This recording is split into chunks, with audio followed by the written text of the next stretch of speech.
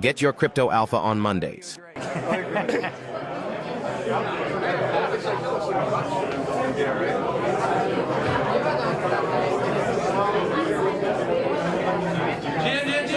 evening, everyone. Welcome to Crypto Mondays, New York City. How y'all feeling tonight?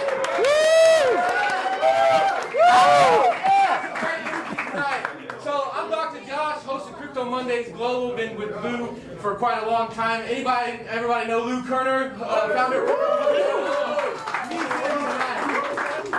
Who's Lou? Who's Lou? Oh, you mean the guy that left Wall Street for crypto? Been talking about it for the longest time ever. Started the world's largest, now the largest and longest running crypto meetups in the world with over 70 cities, 30 countries. It's not only Lou that runs Crypto Mondays. We have Crypto Mondays London, Paris, Barcelona, everywhere around the world. I'm getting to that. We have had Stanford, Connecticut for a long time. And my man Kim Chapman here is coordinator of Crypto Mondays Stanford, and also he is institutional head at XDC, this big top 60 blockchain right here. This is amazing tonight. But not only do we have Ken here, we also have Abhishek, who was part of Crypto Mondays Bangalore, India. Abhishek! So we have it all over the world. We're excited if you come to Crypto Mondays. The best thing about Crypto Mondays, besides obviously the great sponsors, food, drink, great connections, which is most of the things, so I'll get off here quick. But also, hey, you know what? If you go to a crypto conference, we're probably going to be there. So you can have a good, cool side event anywhere. And if you want to get involved, then just go to CryptoMondays.io and get involved. So this is going to be my 40th Crypto Mondays hosting, and I've done over 100 interviews for Crypto Mondays in the last 6 years. But tonight, I don't get to stage, unfortunately. The master of masters, the star of the show, gets to stage, Mr. Lou Kerner. Lou's going to be interviewing Ritesh Kakkad, and Ritesh Kakkad is co-founder of XDC Chain. It's the top project, one of the top projects in the world, and this is very, very exciting. We've been looking forward to this interview for a long time. So, Ritesh, thank you for taking the stage to Crypto Mondays. Without further ado, Crypto Mondays. All right, and also we have Jake tonight, who's one of the leading RIAs in the country, and as we're in a moment now. Digital Wealth Partners. All right. So we've got a packed house tonight because of you guys. So your reputation precedes you. Why don't we start with just for those, I think a lot of people here know XDC, but for those who are less familiar with it, why don't you start just introduce us to XDC? Yeah, so here I see a great energy everywhere, the great energy between all the peoples. So XDC is a layer 1 network, and we are EVM compatible, and we are the fastest. And when you look at the top 5 or 6 proof of stake based network, we are one of the oldest chain. So we started in 2019, and we were the very ahead in terms of proof of stakes. Even Ethereum just went proof of stake last year. So we are one of the oldest proof of stake chain. We are one of the top 6 in terms of market capital. And we specialized around trade finance, trade document ideation, real world assets, and payment use cases. And I see many people, they are supporter of XDC since 8 to 9 years. So I look forward to meet you everyone one by one. Great to meet you all people. Thank you so much. All right, so I've been in crypto. I just had my 8-year anniversary. I've written more than 300 crypto blog posts. The second most read one was titled "Prepare Yourself for the Coming Security Token Tsunami," and I wrote that in June of 2018. So I'm well prepared. Where are we in terms of RWA adoption? If you look at the current curve, nowadays, since last 1 year. Here, try it. So RWA, I was looking to various data. If you look at, currency circulation, it's more than around 38 trillion only US dollar. If you combine all of them, it comes around 89 to 90 trillion dollars. If you look at stock, it's around 125 trillion. If you look at stock market, it's around 150 trillions. If you look at real estate, it's more than like 150 trillion. We just started this journey. So you imagine the potential of a blockchain technology to digitize all real world assets. So I'm very bullish about upcoming development and adoption from the various governments. And people started, you look at the current data around RW, it's hardly anything like 45 or 50 billion or like 60 billion. But still, there is a great path. So right now, government, they are adaptives.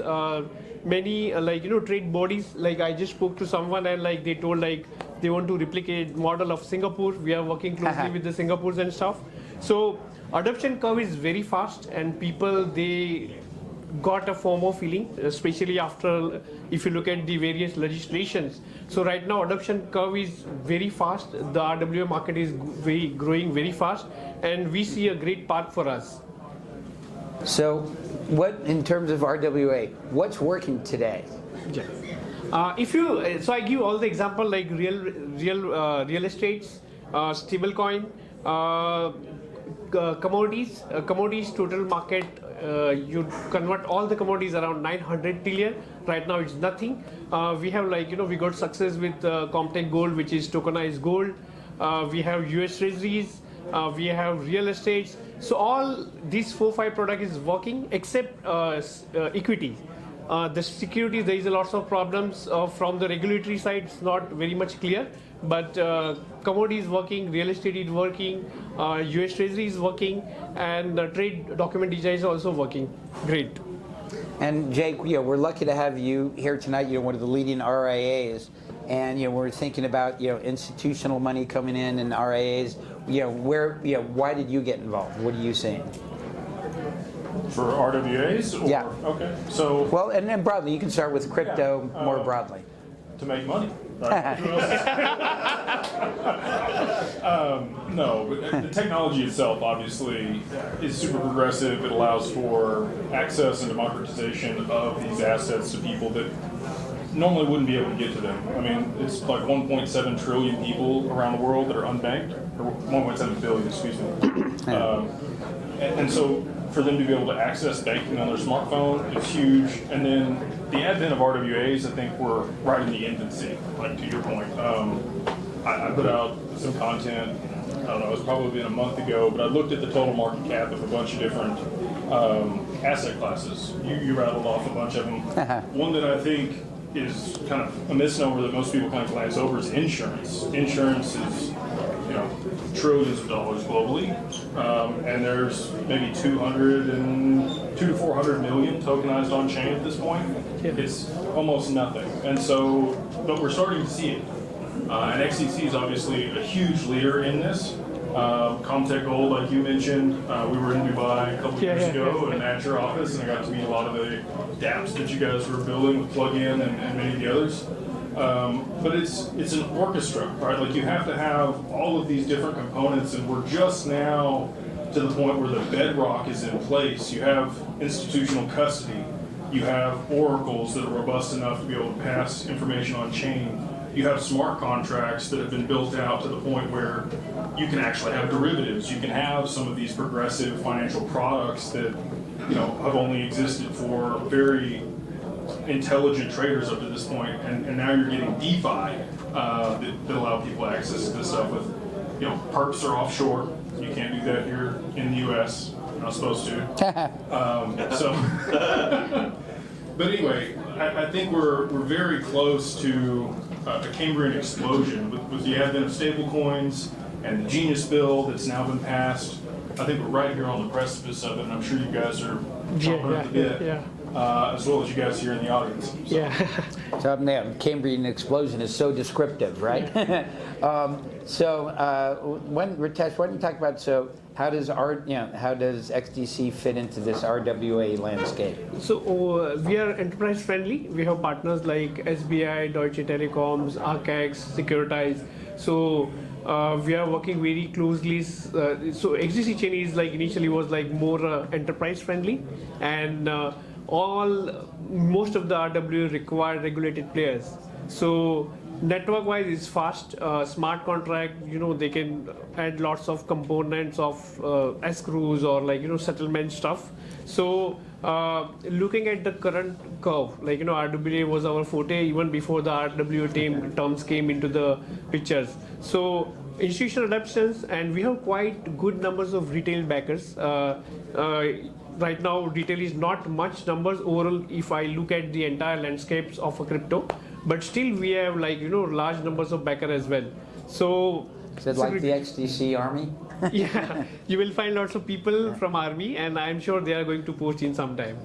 And so, there's, the landscape is changing so fast. Why don't you talk about the impact of the Genius Act? Yeah, so Genius Act, if you go like 20 years or 25 years back, internet, they digitize all the informations and knowledge.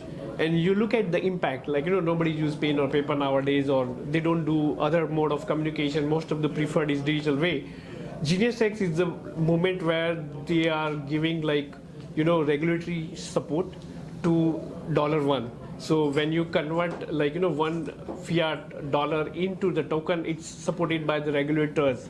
So it's going to create huge impact on all the industry. And traditional bank, like, they do between $5 trillion to $20 trillion worth of daily transfers. So you look at the potential, like where we can go. So right now it's nothing, it's just started. But Genius is going to change landscape, especially in America. And I see US dollar again will dominate the global currency when it comes to the blockchain. So it's going to be great for industry, it's going to be great for United States, and going to be great for XDC. And Jake, how do you put everything that's going on in Washington into context? Like I said, we're right at the beginning of it, and you make a lot of really good points. For me, I look at how it impacts the consumer, right? Like, what does this mean for you? Okay, cool, you digitized $1, but can I use it at the store? Can I hold it in my bank account? Do I earn interest on it? What can I do with it? And I think we're still at a point where that's really not been rolled out. They made it where you cannot pay people interest on the stablecoin. Somebody else can take that stablecoin and go do something with it and pay you a piece, like Coinbase is doing. So if you park, some money over there, you're getting 4.5% on it. That's pretty good. But until we have adoption by Google and Apple and other people, large banks issuing their own stablecoins, I think it's still going to be kind of slow to go. But once they do come, and once it is here, again, to my point earlier, I think you're going to see an explosion of adoption very quickly. And for the consumer, your ease to get capital, the flow of capital is going to happen much faster. Right now, the velocity of money is the slowest it's ever been. Everybody's hoarding cash and holding on to as much as they can. And we've still had inflation. You've got, the into money supply and the velocity of money across an economy is what drives inflation between those two. So in order for them to reduce that into money supply, they need people to start moving that money around. And I think with the advent of stablecoins, that could happen very quickly. You could get paid up to the hour for working. You could, Streaming. Yeah, streaming payments, right? So that money's going to be moving much faster and changing hands much faster. And I think then you don't need as much money in the circulating supply. So it'll be a good way that the Fed can then start attracting some of that into money supply, which I know people have a concern about. So Yeah, I wouldn't hold your breath.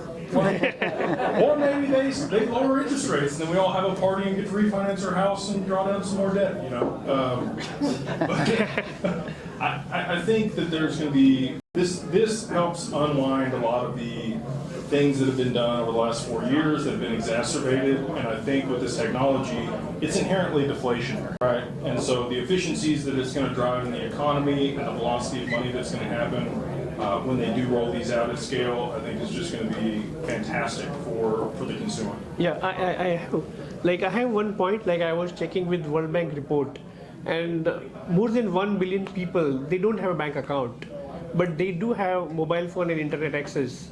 And for a bank or a financial institute, it's not feasible to set up a branch on each and every corner of the world, but they can always download wallet and they can always, transfer money. So it's going to be very huge, not only for the institution, for retail, but also for unbanked people. And this will help us to increase overall GDP, because the money moves fast. It helps to increase GDP. It increases the efficiency all over the world. Okay, it's the last question I'm going to ask about the government. What do you think is going to be the impact on the recent SEC ruling on staking? SEC, we spoke people in past with many regulators, but recently SEC came out and came with a very clear circular that proof of stake, it's not a security. It's a huge win for all the proof of stake networks. And since we are one of the top 6 networks in terms of market cap, now it opened doors for the more institutions. So now if institutions wanted to stake on XDC Network, they don't have to think, because it's already supported by the regulators. So it's going to open a great doors. Even the recent one circular around liquid staking. So this all will increase DeFi activities, network stakings. So the potential is, again, it's like I can't even imagine what will happen 10 years down the line. Yeah. Oh my God. Yeah.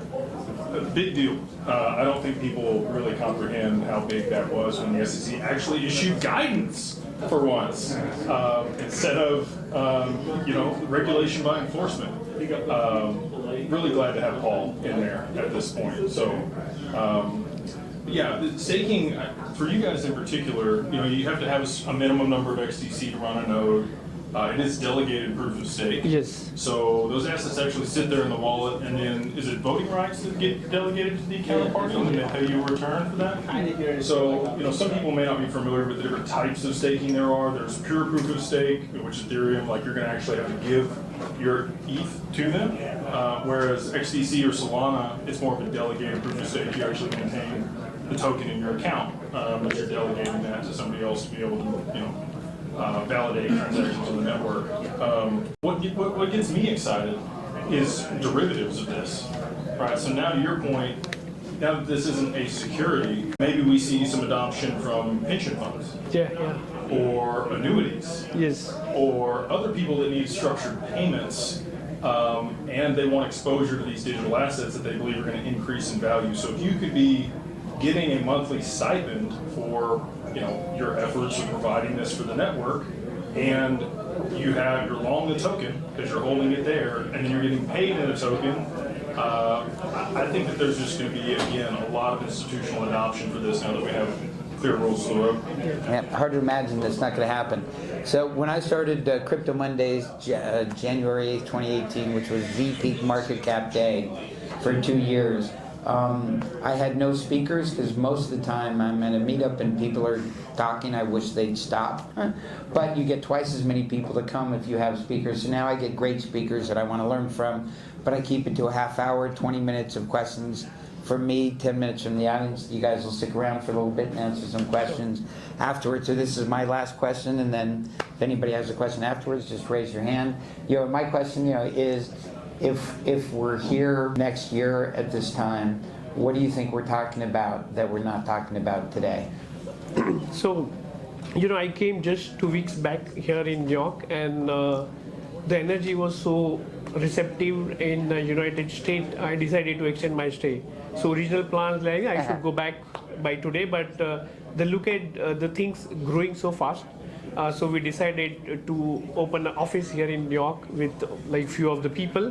So next year it's all about numbers. So right now we are just talking about $1 trillion, but next year you will see RWA touching $1 trillion, or stablecoin issuance is going around $1 trillion. So we'll speak about the same topic. There might be a little bit maturity towards a DeFi, where everybody wanted to put certain tokens on our networks and they want a certain yield.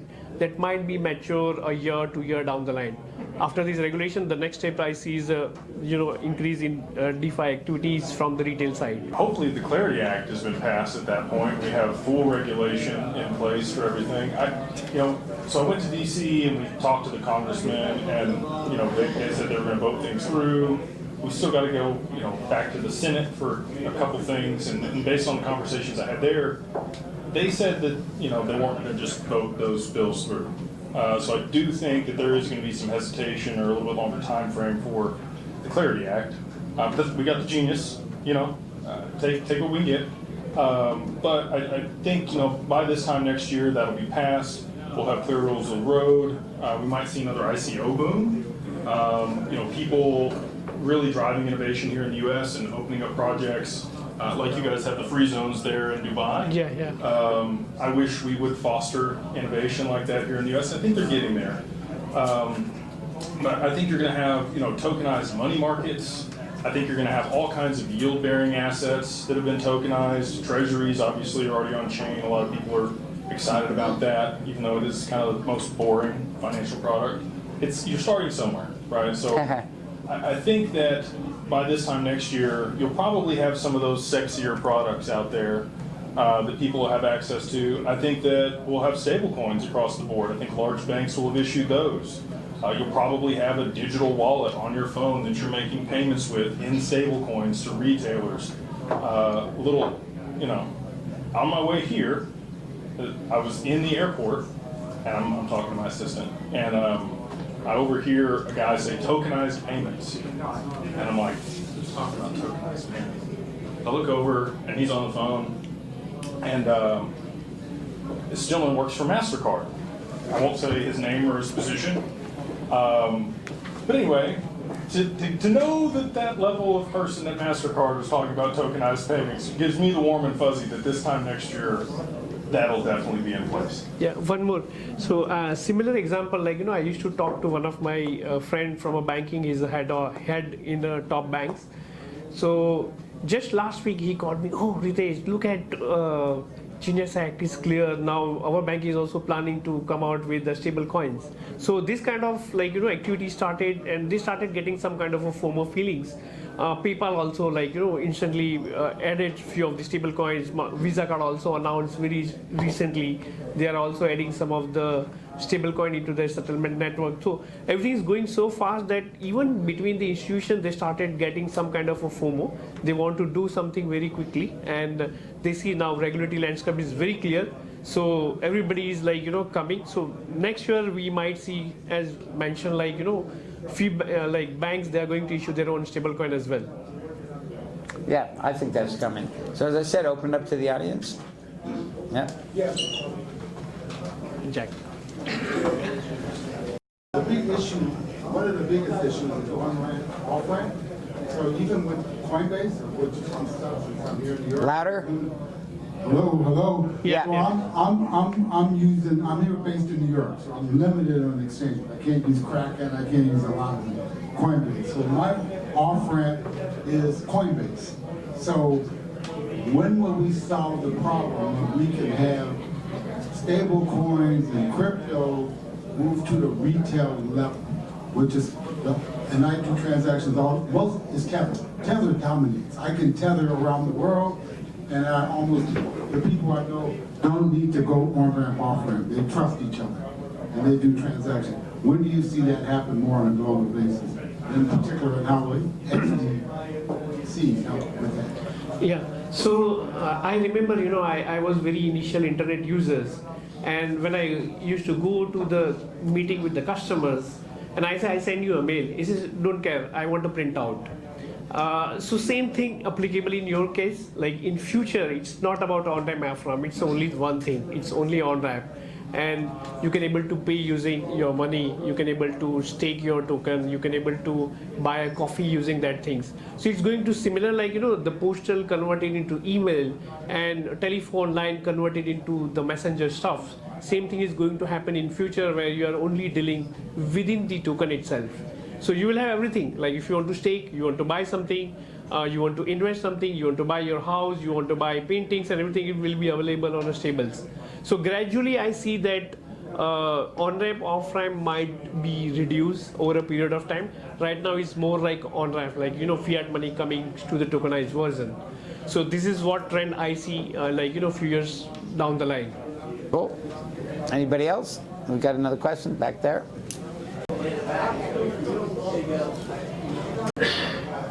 Maybe more in addition to that question and then the answer.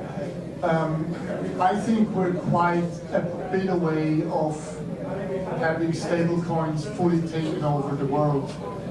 I think a lot of people miss the step that stablecoins are non-fractional reserve assets or functioning money, where all the fiat is reserve, is a reserve asset, a fractional reserve asset. Do you have a question?